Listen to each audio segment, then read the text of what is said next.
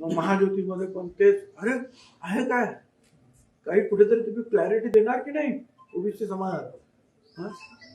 हा समाज सुद्धा मतदान करतो हे विसरता येत नाही आपल्याला. आणि मग काही लोक म्हणतात की तुम्ही 2 समाजामध्ये तेढ वाढवतो. मला सांगा काय करायला पाहिजे, कुठे आम्ही चुकतो.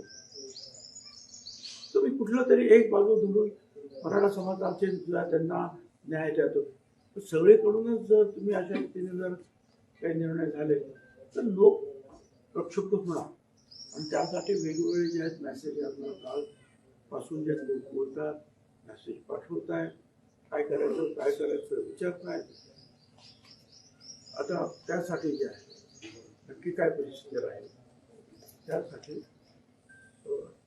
जे लोक आमच्या बरोबर जे आम्हाला कल्पना हे ओबीसी मध्ये काम करतात.